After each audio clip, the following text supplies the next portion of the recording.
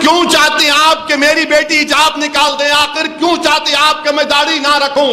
آخر کیوں چاہتے ہیں آپ کہ میرے پر اسلام اور مسلمانوں کی تہذیب باقی نہ رہے؟ ہم تمہارے بولنے پر اپنے بچوں کی حجاب نہیں نکالیں گے، ہم تمہارے بولنے پر داڑیاں نہیں کٹائیں گے، ہم تمہارے ظلم کے آگے اپنی تمام تہذیب کو قربان نہیں کریں گے۔ میں B J P R S S کے لوگوں سے کہنا چاہ رہا ہوں، بہت سے لوگوں کو تکلیف ہوئی، پیٹ میں درد ہوا، دل میں تکلیف ہوئی، راتوں میں نیند نہیں آئی جب میں نے کہا تھا کہ انشاءاللہ تعالی میری زندگی میں نہیں تو میری زندگی کے بعد ایک دن اس ملک کی وزیر اعظم ایک حجاب پہننے والی مسلمان لڑکی بنے گی، اور انشاءاللہ بنے گی، آپ دیکھنا۔ جج صاحب نے حجاب کے اوپر، ایک جج صاحب نے ایک فیصلہ دیا، دوسرے جج صاحب نے ایک اور فیصلہ دیا۔ وطن عزیز میں ہم سے کہا جا رہا ہے کہ آپ کی بیٹیاں حجاب کیوں پہنتی ہیں؟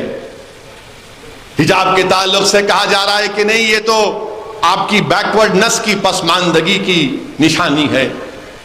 ہم یہ کہہ رہے ہیں کہ حجاب پہنتے اس لیے ہیں کیونکہ قرآن میں اللہ نے حکم فرمایا، اور حجاب بھارت کے سمویدھان میں، بھارت کے آئین کے مطابق رائٹ ٹو چوائس ہے۔ ایک سپریم کورٹ کے جج صاحب نے کہا، انہوں نے کہا کہ مسلم لڑکیوں کو رائٹ ٹو چوائس ہے۔ انہوں نے کہا کہ مسلم لڑکی جب گھر میں حجاب پہنتی ہے، گھر کے باہر حجاب پہنتی ہے، تو سکول میں کیوں نہیں پہنے گی؟ یہ اس کی ڈگنیٹی کا مسئلہ ہے، یہ اس کی پریویسی کا مسئلہ ہے۔ جسٹس دھولیا صاحب نے کہا، جسٹس دھولیا صاحب نے کہا کہ یہ مسلمان بچیوں کے تعلق سے کہا کہ کچھ نہیں ہے سوائے چوائس کے، یعنی آپ کی پسند ہے۔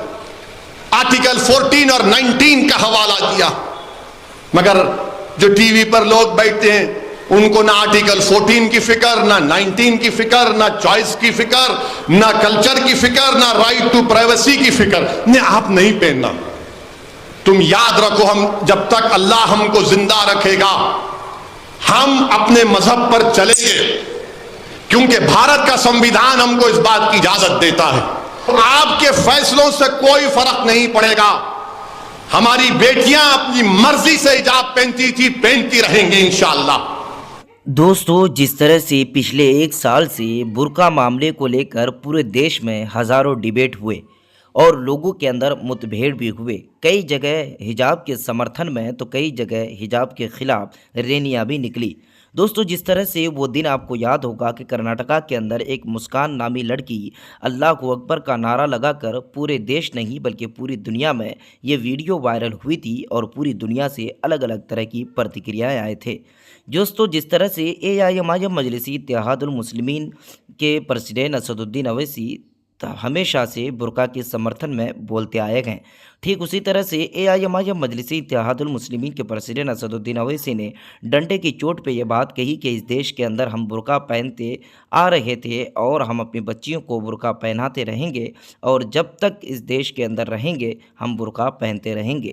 لیکن AIMIM مجلسی اتحاد المسلمین کے پریزیڈنٹ اسد الدین اویسی نے کچھ دن پہلے یہ بھی بات کہی تھی کہ انشاءاللہ ایک دن وہ بھی آئے گا کہ ہمارے دیش کی بیٹی جو برقع پہننے والی یعنی حجاب پہننے والی ہے وہ پردھان منتری بنے گی، جس کو لے کر بھارتیہ جنتا پارٹی کے پیٹ میں درد ہونے لگا تھا، جس کو لے کر بھی AIMIM مجلس اتحاد المسلمین نے یہ بات کہی کہ اس دیش کے اندر ہمارا جو سمویدھان ہے اس بات کا اجازت دیتا ہے کہ ہم اپنے مذہب پر پوری طرح سے چل سکتے ہیں اور اپنی بچیوں کو ہم حجاب پہنا سکتے ہیں۔ ہم سمویدھان کو ماننے والے ہیں اور سمویدھان کے مطابق اس دیش کے اندر جب تک رہیں گے ہم اپنے قانون اور ضابطہ کو چلاتے رہیں گے۔ اس دیش کے اندر ہم کو رائٹ ہے کہ ہم اپنے مذہب پر پوری طرح سے چل سکتے ہیں۔ دوستو، AIMIM مجلس اتحاد المسلمین کے باتوں سے آپ کتنی اتفاق ہیں؟ آپ کمنٹ باکس میں جا کر اپنی رائے کو ضرور بتائیں۔ چینل کو سبسکرائب کریں، زیادہ سے زیادہ شیئر کریں، لائک کریں، کمنٹ میں اپنی رائے کو لکھنا بالکل نہ بھولیں۔